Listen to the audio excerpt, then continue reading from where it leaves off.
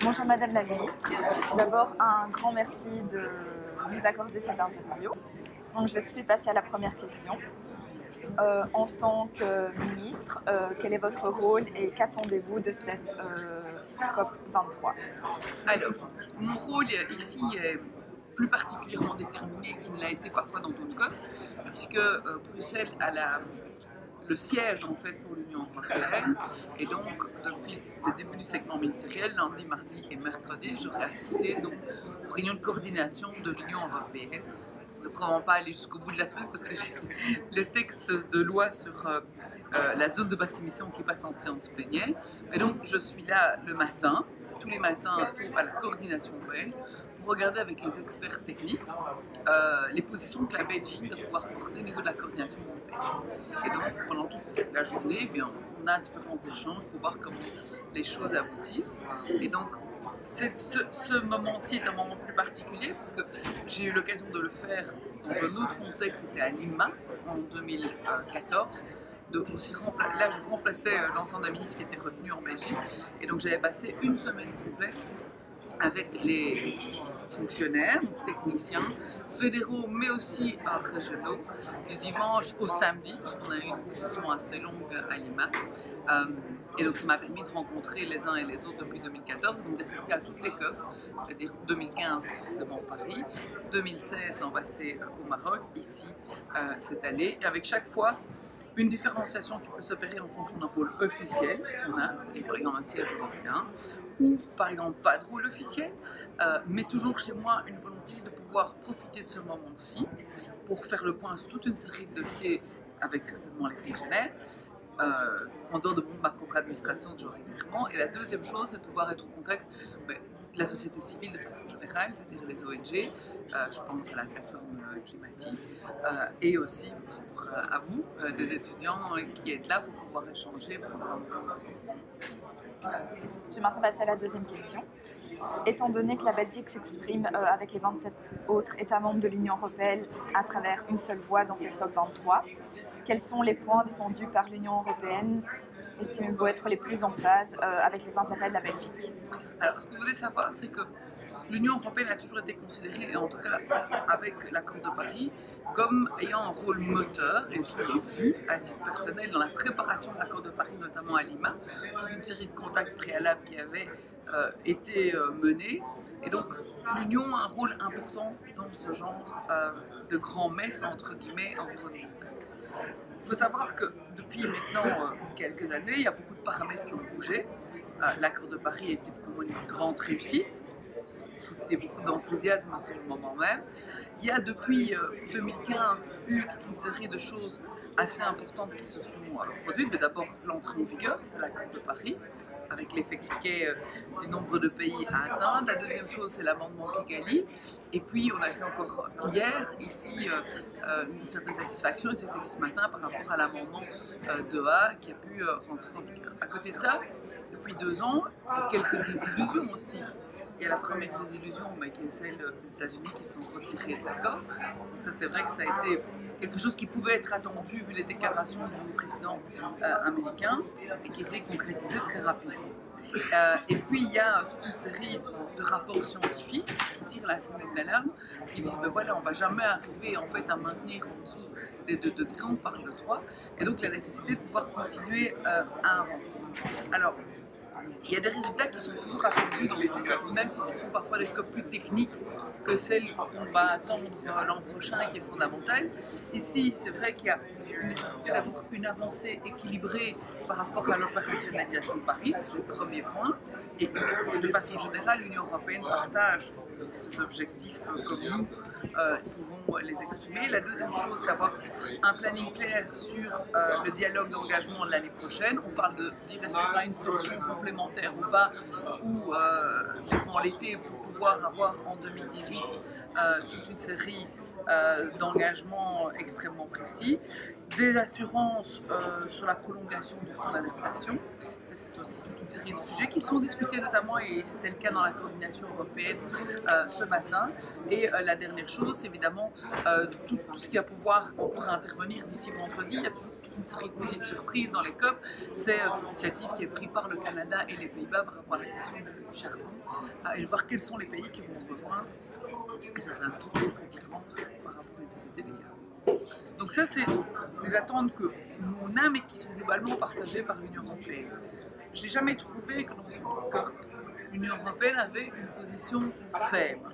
Ce qui est plus compliqué, c'est souvent à l'extérieur des COP, quand vous vous retrouvez dans les conseils de l'environnement et que vous êtes sur des débats périphériques et que vous pouvez avoir certains pays de l'Union qui sont plus frileux par rapport à des avancées rapides. Je trouve qu'ici, ça se traduit moins. En tout cas, chaque fois que j'ai assisté à des segments ministériels, je trouvais qu'il y avait assez d'ambition.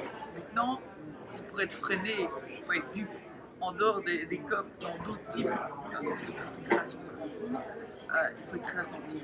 Ça, c'est extrêmement important. Je ne sais pas si j'ai répondu à la question, parce que sinon vous me le dites. Hein, On avait des questions qui étaient plus focalisées sur la Belgique. En fait, le GAP Report, rédigé par le Programme des Nations Unies pour l'environnement, a mis en évidence que les pays allaient devoir revoir à la hausse leurs objectifs pour le climat. Sachant ceci, avez-vous pris des dispositions dans le cadre de votre administration? Alors moi, j'ai pas attendu de savoir que ça allait être compliqué pour essayer d'avoir des objectifs plus élevés, parce que la politique en matière d'air, de climat et d'énergie, elle a été fixée à Bruxelles le 2 juin 2016, au moment d'un gouvernement spécifique. Alors, pourquoi est-ce qu'on l'a fixée à ce moment-là? Si vous reprenez le cours des choses, c'est Bruxelles qui, en 2015, à la présidence de la Commission nationale climat, on arrive à conclure sous présidence bruxelloise le fameux accord de sharing avec toute une série d'objectifs. Et donc, ça nous permet d'aller à la COP avec la tête un peu haute, puisque cet accord est bloqué depuis 6 ans. Donc, ce qui va se passer, c'est que, partant du fait que le burden sharing est enfin réglé jusqu'à la période 2020 en Belgique, on va s'atteler, nous, à mettre en place toute une série de mesures, elles sont 144 dans le plan climat-énergie qui est adopté en juin 2016 par le gouvernement. C'est dans ces mesures-là que vous allez retrouver le principe d'une zone de basse émission sur tout Bruxelles, alors que ce n'était pas dans l'accord de gouvernement 2014. Et c'est vrai que l'accord de Paris a aidé aussi à permettre de sensibiliser toute une série de collègues qui l'étaient peut-être moins à prendre des mesures. Dans ce plan climat-énergie, nous sommes allés au-delà des objectifs qui nous étaient déjà assignés. De dire qu'il faut une réduction des gaz à effet de serre à Bruxelles de 30% en 2025.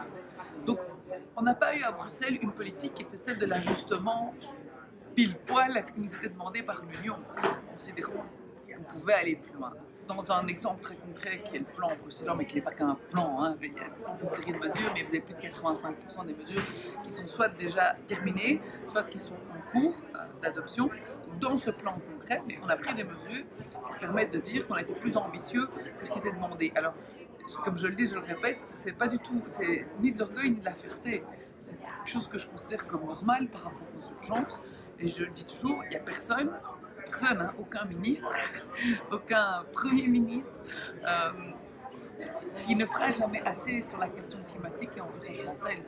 Et donc, la seule chose qu'on peut considérer parfois comme quelque chose qui est un sentiment d'une petite satisfaction, c'est de savoir qu'on arrive à rassembler autour de soi, et des partis politiques, parfois, n'étaient pas aussi tranchés sur la question que vous portiez, vous, avec les convictions, parce que c'est votre portefeuille, parce que vous êtes investi.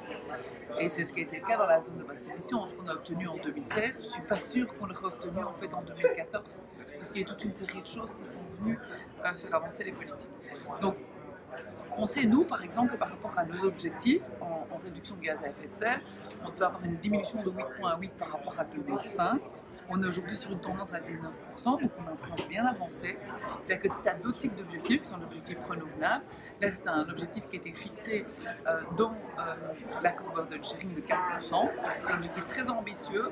On sait qu'on ne pourrait pas arriver à 4%. On avait la certitude d'arriver à 3%. Donc ce qu'on va faire, c'est pousser un maximum entre 3 et 4%. Pour le reste, on achètera évidemment des compensations. C'est pas parce qu'on a un cadre où on s'est donné plus d'ambition sur certaines choses qu'on doit arrêter. Donc on doit continuer à pouvoir avancer, continuer à prendre une série de mesures qui sont plus fortes. Mais j'ai toujours dit la zone de basse émission à Bruxelles, c'est une première étape. Ça va nécessiter après de planifier la sortie du diesel, et je complète depuis déjà d'un an sur une sortie en 2030. Je pense qu'il faut préparer une ville à sortir. Si on peut sortir plus vite, tant mieux. Ça ne s'improvise pas, sauf si c'est une catastrophe. Tokyo a mis 10 ans à sortir du diesel. Donc on est en 2017, il faut être un peu sérieux. Il faut adopter un plan, il faut donner la possibilité de sortir. On me dit que Paris va sortir en 2024. Oui, Paris a juste déclaré qu'il visait à sortir du diesel en 2024 et de l'essence en 2030. Très bien. Mais en attendant, je peux aussi demain faire un très beau discours et dire Bruxelles sort du diesel en 2022 et pas y arriver. Je préfère simplement dire qu'il faut qu'on soit tout à fait sorti du diesel, privé et public aussi, hein, parce que ça posait la question des hybrides aussi au niveau des transports en commun, la mobilité. Il faut être réaliste, il faut savoir quelles sont les flottes qu'on a, sur le plan de la STIB, sur le plan des charrois communaux aussi, et avoir quelque chose qui est une mesure acceptée, comprise, et où tout le monde va dans le même sens, parce que c'est la région, mais c'est la commune aussi, c'est les particuliers. Donc je pense qu'il faut de l'ambition, mais j'ai toujours envie d'avoir de l'ambition que si on est pédagogue par rapport à l'ambition qu'on a et aux objectifs qui sont fixés et qu'on arrive à savoir aller plus loin. Donc aller plus loin, je pense qu'il faut programmer la sortie du diesel à Bruxelles, il faut pouvoir notamment faire basculer toutes les flottes publiques et privées beaucoup plus sur de l'hybride, mais il faut pour ça des bornes électriques, donc c'est quelque chose qu'on est en train de faire aussi pour le moment, puisque le marché, enfin, on est sur l'installation aujourd'hui d'une centaine de bornes par an. Donc je dis toujours que Bruxelles est vraiment une région en transition aujourd'hui. Ça, c'est une certitude. Mais il faut que la transition soit la plus courte possible. Mais penser que la transition peut se faire en 3 ans est illusoire. Il y a beaucoup de choses à rattraper. Puis on a une ville-région avec un territoire qui est étroit, avec beaucoup de locataires. Donc il y a toute une série aussi d'autres types d'émissions qu'on va se retrouver sur le bâti, pour lesquelles il faut travailler, mais il faut vraiment encourager les propriétaires bailleurs à rénover leur bien. Et ça, c'est ce qu'on a fait notamment avec les nouvelles mesures en prime énergie, aller chercher ceux qui étaient plus éloignés de ce type de réflexe. Ça, c'est pas quelque chose qui se fait en 2 ans. Moi, j'aime bien les politiques ambitieuses, mais j'aime bien les politiques réalistes aussi. Parce que sinon, seulement, on gouverne avec des slogans et ça fonctionne pas. Mais justement, en parlant de politique réaliste, on se rend compte aujourd'hui en Belgique qu'on va avoir de plus en plus besoin d'énergie renouvelable pour alimenter ce nouveau parc d'automobiles électriques, par exemple. Mais dans la presse belge d'aujourd'hui, nous avons vu que vous vous positionnez fermement contre le prolongement du nucléaire. Et donc pensez-vous néanmoins qu'il sera possible de respecter les objectifs pour le climat tout en sortant du nucléaire? Le nucléaire, la fin du nucléaire, elle est annoncée depuis bien longtemps. Et donc, je pense qu'il est nécessaire à certains moments de se dire qu'on ne peut pas revenir en arrière. On ne peut pas revenir en arrière pour toute une série de raisons qui, à mon sens, sont d'ordre juridique. Et on ne peut pas revenir en arrière, c'est une question de responsabilité. Alors, en matière de nucléaire, par ailleurs, c'est une question de sécurité aussi, de santé et évidemment une question d'environnement. Est-ce que le fait de dire aujourd'hui, et je pense que c'est nécessaire, le nucléaire ne passera pas en 2025, une manière aussi de responsabiliser les acteurs. Personne ne découvre aujourd'hui que la législation prévoit la sortie du nucléaire en 2025. Donc, moi j'entends bien que certains considèrent qu'il faut des mix énergétiques prolongés, notamment sur la question du nucléaire. Il y a une loi. Et donc cette loi dit que ce n'est pas possible. Alors maintenant, ce qu'il faut, c'est accélérer toute une série d'alternatives. La question du renouvelable, les régions y travaillent depuis un certain temps. À Bruxelles, on a eu toute une série de projets. Tous les revenus qu'on a obtenus d'ailleurs du burden sharing et des ETS, on l'a injecté dans le renouvelable à Bruxelles avec un plan spécifique, qui est notamment le plan Solar qui démarre très concrètement à partir du mois de janvier, parce qu'on a appelé tous les communes, la région dans ses bâtiments publics à pouvoir être équipés en photovoltaïque. Donc on offre en fait les panneaux et donc ils auront après l'électricité. Et on multiplie ça sur d'autres types de publics. Si par les logements sociaux, il y aura 10 millions d'euros d'ici 2020 en équipement de renouvelables. Il faut évidemment choisir bien les bâtiments. Il y a pas d'exposition. On est en train de faire une carte aussi, une carte solaire qui a déjà été réalisée en Flandre, qui va permettre à chaque Bruxellois de regarder le potentiel solaire qui est le sien là où il habite, pour encourager. On a travaillé sur un prévert. Il y a eu, à la suite du plan Air Climat Énergie bruxellois, il y a eu toute une série de décisions qui ont été prises en octobre 2016, donc 4 mois après, par le gouvernement bruxellois sur la question unique du renouvelable. Donc moi, je connais aussi le territoire bruxellois, on ne va pas installer des éoliennes à Bruxelles, vous êtes bien d'accord? Et donc, je vois très mal comment, en tout cas, on pourrait installer des éoliennes comme on les voit le long des autoroutes en Flandre et en Wallonie. Et donc, nous, on doit concentrer toute une partie des investissements qu'on peut faire, nous, pouvoir public, sur la question du renouvelable solaire. Mais pour moi, c'est pas possible de remettre en cause la question de la sortie du nucléaire. Sinon, c'est une déresponsabilisation du pouvoir politique. Le pouvoir politique sait depuis toujours que le nucléaire, c'est fini en 2025. Je pense que les grands opérateurs, et je ne vais pas les citer, ne découvrent pas aujourd'hui, parce que c'est vraiment à dire qu'il fallait que le pacte énergétique soit réaffirme le principe de sortie sans quoi il n'y aurait pas de pacte énergétique, n'ont pas découvert hier que le nucléaire devait s'arrêter en 2025. Donc voilà, chacun prend ses responsabilités, les politiques doivent prendre leurs responsabilités en faisant respecter les lois qu'ils ont votées eux-mêmes, peu importe s'ils n'ont pas nécessairement à la manœuvre en poussant sur le bouton, mais les engagements politiques qui ont été pris de façon globale doivent être respectés. Et puis le secteur économique, eh bien, le secteur économique, je pense qu'il a encore, voilà, je serais très étonnée, à mon avis, des capacités de prévisibilité. Et si on arrête le nucléaire en 2025, est-ce que vous ne pensez pas que la Belgique va devenir fortement dépendante d'autres pays pour l'importation d'énergie? De toute façon, sur la question du mix énergétique se pose la question de l'interconnexion et de voir comment est-ce qu'on peut aussi travailler sur de l'import. Donc, je ne vais pas aujourd'hui répondre de façon brute à une question qui est en débat aujourd'hui à travers le pacte énergétique. Ça doit faire l'objet de concertation avec les uns et avec les autres. Je conçois que ce n'est pas facile pour certains d'imaginer que le nucléaire en 2025 c'est quelque chose qui appartient au passé. Pourtant c'est largement indispensable. Et on est en 2017, donc il reste 8 ans, ou un peu plus de 7 ans pour mettre les choses en place, délivrer des permis, avoir des alternatives, mettre le paquet sur le renouvelable. Et tout le monde a une responsabilité, hein, les régions comme le fédéral. Mais reculer, ce ne sera pas pour mieux sauter dans ce dossier-là, ça je suis certaine. Et la petite question pour la fin, est-ce qu'on peut vous demander c'est quoi votre geste pour l'environnement au quotidien, en dehors d'être ministre de l'Environnement? En dehors d'être ministre de l'Environnement, quel est mon geste que je fais au quotidien? J'ai une petite obsession depuis longtemps sur de ne pas mettre de chauffage chez moi avant le mois de novembre. Que j'arrive assez bien à tenir, parce que j'ai bien isolé plutôt correctement ma maison. Et donc je dois expliquer, vu que j'ai 4 enfants, que non, ce n'est pas grave de mettre un pull au mois d'octobre si on a un peu froid. Je suis très attentive à la question de chauffage, très attentive à la question de la consommation d'eau. Depuis toujours. Je suis très attentive à la consommation énergétique des lampes au cabinet, ce qui fait toujours rire beaucoup les collaborateurs, parce que je ne quitte jamais une pièce sans fermer la lumière. Et même si je suis dans mon bureau peu de temps, je rentre dans mon bureau, il est noir, je l'allume le temps où je suis dedans et je sors. Un très très grand merci pour cette interview.